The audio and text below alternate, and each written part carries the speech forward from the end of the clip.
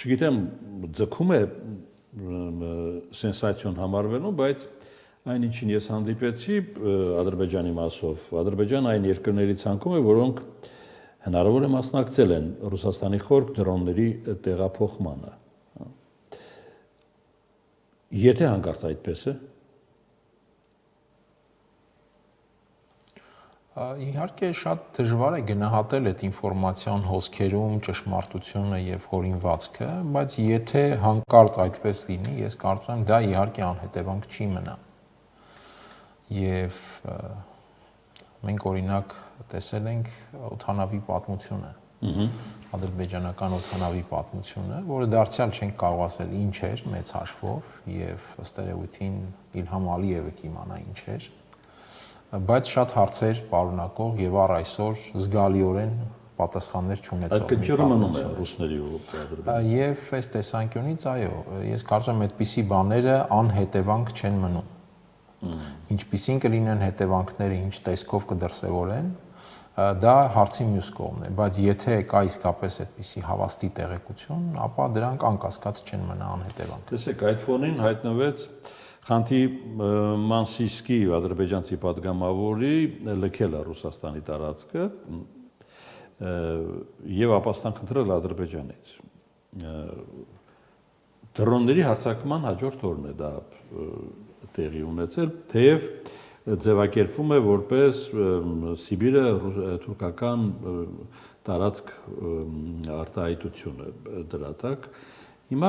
այս խմորումը իհարկե մեզանից շատ հեռու է, մեզ պետք է որ չառընչվի, բայց երբ խոսքը գալիս է արդեն ռուս-ադրբեջանական հարաբերությունների կոշտությանը, մեզ համար կարևոր է իհարկե, չէ՞։ Անկասկած, հիմա այդ հեռու մոտիկը արդեն շատ հարաբերական է դառնում այսօրվա թե արագընթաց աշխարհում եւ թե նաեւ այն տրամաբանության մեջ որ կա այդ համաշխարհային պատերազմի, փաստացի համաշխարհային պատերազմի եւ իհարկե ռուս-ադրբեջանական հարաբերության այդ լարվածությունը անկասկած առնչություն ունենալու է նաև մեզ, քանի որ դա Կովկասի համար նաև նշանակալի գործոն է եղել միշտ որպես հարաբերություն ինքնին եւ լինելու է անշուշտ, բայց այստեղ կա հետեւյալը, մենք երբ օրինակ խոսում են, որ անհետևանք չի մնա, սա ամենևին չի նշանակում, որ օրինակ ռուս-ադրբեջանական հարաբերությունը օրակարգի կամ բովանդակության իմաստով կարող է շատ մեծ ձևափոխումների ենթարկվել, որովհետեւ այնտեղ տարբեր շահերով կառուցվող այսպես հարաբերություններ են,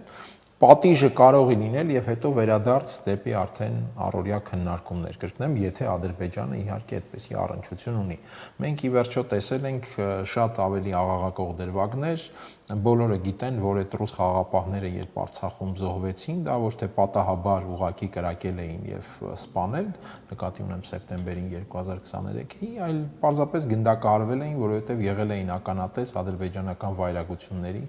Արցախի բնակչության հանդեպ եւ Ռուսաստանը շատ լավ այո դա գիտի, բայց կրկնեմ, այստեղ հարաբերությունները շատ ավելի բարդ ճարտարապետությամբ են եւ Ադրբեջանը դրա համար գուցե կստանա իր պատիժը, Ադրբեջանը կամ Ալիևը, չգիտեմ, բայց դա ամենևին պարտադիր չէ, որ հարաբերությունների այսպես ամբողջական ճարտարապետությունը փլուզվի եւ ունենանք լրիվ նոր իրավիճակ։ Ի վերջո Ռուսաստանը շարունակելու է պայքարել Ադրբեջանում ազդեցության համար։ Այդ պայքարը կենթադրի թե որոշ դեպքերում կոշտ միջոցներ, բայց լայն իմաստով իհարկե ենթադրելու է, այսպես ասենք, փափուկ ուժի քաղաքականություն։ Դրա վառ օրինակներից մեկը կարող է լինել ադրբեջանական նավթ տեղափոխող նավի հայտնվելը սանկցիոն ցուցակում Ռուսաստանի օգտին աշխատող։ Նաև կարող ենք ունենալ այդպիսի տվյալներ, այո, որովհետև գաղտնիք չէ նաև, որ ռուսական գազը այս տարիների ընթացքում Ադրբեջանով շարունակել է գնալ դեպի Եվրոպա, Եվրոպան էլ շատ լավ տեղյակ էր, որ Ադրբեջանը գազ ձեռք բերելով Ռուսաստանից իր գազը արտահանում է Եվրոպա, այսինքն այդ մեխանիզմներին բոլորը քաջատեղյակ են, բայց ցավոք սրտի այսօրվա աշխարհը հենց դա է, երբ կարող են այսպես առերևույթ պատերազմներ լինեն, բայց այդ պատերազմների ներքո նաև բիզնես պայմանավորվածություններ, ինչ որ սխեմաներով ֆինանսական գործարքներ եւ այլն, Ադրբեջանը այդ իմաստով տեղավորվել է այդ շրջանակների մեջ եւ բոլոր ուղղություններով փորձում է առևտուր անել, սա իհարկե ամենևին այսպես հարմարավետ մի շրջան չէ, դա օբյեկտիվ անելիք է այսօրվա աշխարհում, եթե դու նաև նավթագազային պետություն ես եւ շահերի եւ ուշադրության մեծ կենտրոնում այդ տեսանկյունից, սա իր համար պարունակում է նաև ռիսկեր, Ադրբեջանի համար սա նաև մեծ ռիսկեր է, պարզապես այլ բան չունի անելու Ալիևը, հատկապես այն պարտքի պարագայում, որ գործնականում բոլորի հանդեպ ունի Ղարաբաղյան ագրեսիայի պատճառով, այսինքն այդ ագրեսիան դա բոլորի տված պարտքներ Ալիևին եւ հիմա բոլորը այդ պարտքի հետևից գալիս են պարբերաբար։ Դե Լաչինում կարծես թե հենց պարտատերերն էլ հավաքվել էին, չէ՞, բացի Ռուսաստանից։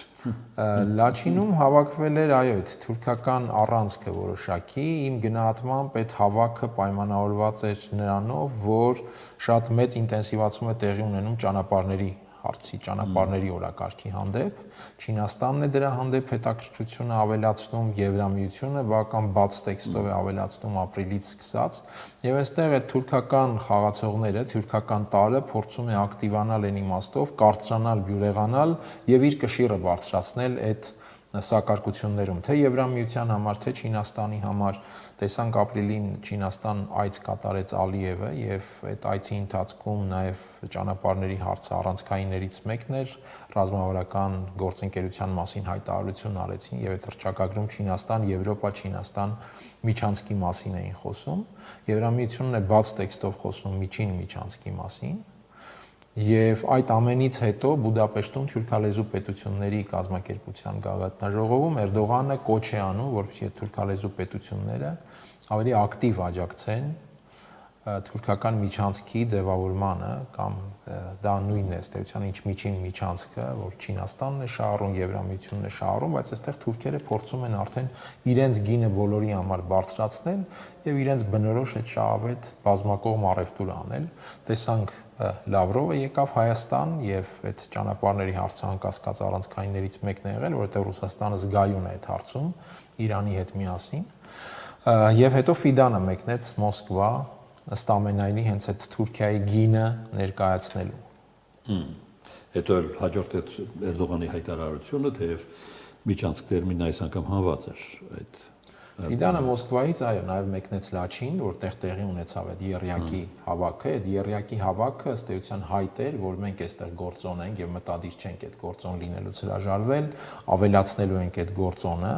Սա հայտ էր, որ Արցախի դեմ ագրեսիայում այդ Եռյակի գործակցությունը կարճաժամկետ չէր, նաև հիշենք, որ հենց 20 թվականի պատերազմից հետո Թուրքիան, Ադրբեջանը եւ Պակիստանը ֆորմալացրին իրենց ռազմաքաղաքական դաշինքը։ Եվ մեծ հաշվով հիմա պարզապես դրա ծավալումն է տեղի ունենում եւ հայտարարեցին, որ մենք այստեղ բյուրեղացնելու ենք մեր գործակցությունը եւ մեր գինն ենք վերցնելու այդ ճանապարհների համար սակարկություններում։ Եվ հետո արդեն այո Իրանին դիմեց Էրդողանը Իրանին, սա ինչ որ իմաստով ակնկալիք լինելուց զատ կարող էր անգամ շանտաժի տարեր պարունակել, որովհետեւ հաջորդեց ուժի ցուցադրությանը եւ ինչ մեսիջ է Իրանին, այսինքն եթե չաջակցես մենք ի վերջո կստիպենք, որպեսզի ինչ որ ճանապարհներով գազ համաձայնության մեզ հետ։ Սա կարող ենք իհարկե դիտարկել այս ենթադրությունները, բայց այն որ սցենարային տարբերակներից մեկը դա է անկասկած։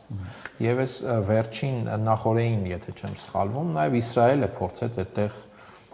իր բաժնետիրական մասին, այսպես ասենք, տեր կանգնել։ Դա է ուզում ասել, որ Ադրբեջանը երևի առաջին անգամ է բարձրաձայն խոսում Իսրայելի շոշափելի օգնության մասին պատերազմի ժամանակ։ Դե դա նաև իհարկե բոլորի համար տեսանելի էր, այդ ֆիքսվում էին օդանավերը, թե ինչպես են Իսրայելից ժամանում Ադրբեջան հենց 44-օրյա պատերազմի օրերին։ Բաքվի ընդունելու մասին է այդ